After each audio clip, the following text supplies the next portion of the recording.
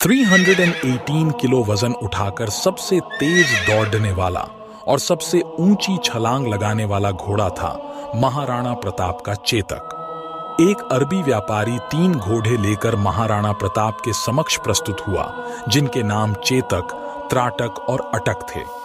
राणा ने उन तीनों घोड़ों का परीक्षण किया, जिसमें अटक मारा गया, त्राटक और चेतक बचे, जिसमें चेतक ज्यादा बुद्धिमान और फुर्तीला था।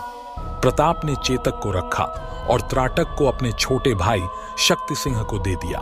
हल्दी घाटी के युद्ध में बिना किसी सैनिक के राणा अपने पराक्रमी चेतक पर सवार होकर पहाड़ की ओर चल पड़े। उनके पीछे 2 मुगल सैनिक लगे हुए थे, परंतु चेतक ने अपना पराक्रम दिखाते हुए रास्ते में एक पहाड़ी बहते हुए नाले को लांग कर प्रताप को बचाया, जिसे मुगल सैनिक पार नहीं कर सके। चेतक द्वारा लगाई गई यह छलांग इतिहास में अमर हो गई। इस छलांग को विश्व इतिहास में नायाब माना जाता है। चेतक ने नाला तो लांघ लिया, पर अब उसकी गति धीरे धीरे कम होती जा रही थी।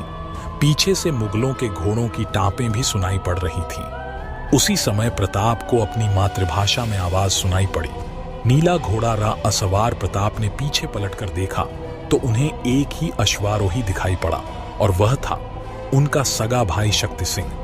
प्रताप के साथ व्यक्तिगत मतभेद ने उसे देशद्रोही बनाकर अकबर का सेवक बना दिया था, और युद्ध स्थल पर वह मुगल पक्ष की तरफ से लड़ता था।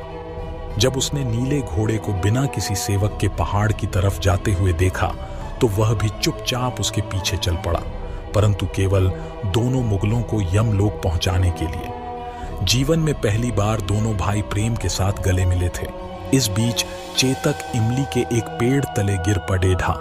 यहीं से शक्ति सिंह ने प्रताप को अपने घोड़े पर भेजा और वे खुद चेतक के पास रुके। चेतक लंगड़ा खोड़ा हो गया, इसीलिए पेड़ का नाम भी खोड़ी इमली हो गया। कहते हैं इमली के पेड़ का यह ठूंठ आज भी हल्दी घाटी में उपस्थित है। महाराणा प्रताप के इतिहास के अनुसार माना जाता है कि महाराणा प्रताप का भाला 81 किलो वजन का था और उनके छाती का कवच 72 किलो का था। उनके कवच, भाला, ढाल और 2 तलवारों का वजन मिलाकर कुल वजन 208 किलो था। महाराणा प्रताप का वजन 110 किलो और लंबाई 7 फीट 5 इंच थी। चेतक के पराक्रम का पता इस बात से चलता था कि हल्दी घाटी का युद्ध शुरू हुआ तो चेतक ने अकबर के सेनापति मानसिंह के हाथी के सिर पर पांव रख दिए और प्रताप ने भाले से मानसिंह पर सीधा वार किया। चेतक के मुंह के आगे हाथी की सूंड लगाई जाती थी।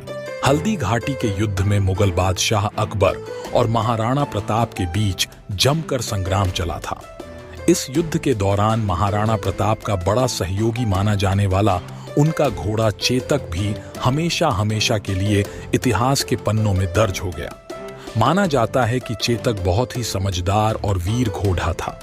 हल्दी घाटी के युद्ध में मुगल सेना से अपने स्वामी महाराणा प्रताप की जान की रक्षा के लिए चेतक 25 फीट गहरे दरिया से कूद गया था। हल्दी घाटी में बुरी तरह घायल होने पर महाराणा प्रताप को रणभूमि छोड़नी पड़ी थी और अंत में इसी युद्धस्थल के पास चेतक घायल होकर उसकी मृत्यु हो गई। आज भी चेतक का मंदिर वहां बना हुआ है और चेतक की पराक्रम कथा वर्णित है। हिंदी साहित्य में चेतक के बारे में कई रचनाएं हुई। वास्तव में चेतक काफी उत्तेजित और फुर्तीला था और वो खुद अपने मालिक को ढूंढता था। चेतक ने महाराणा प्रताप को ही अपने स्वामी के रूप में चुना था।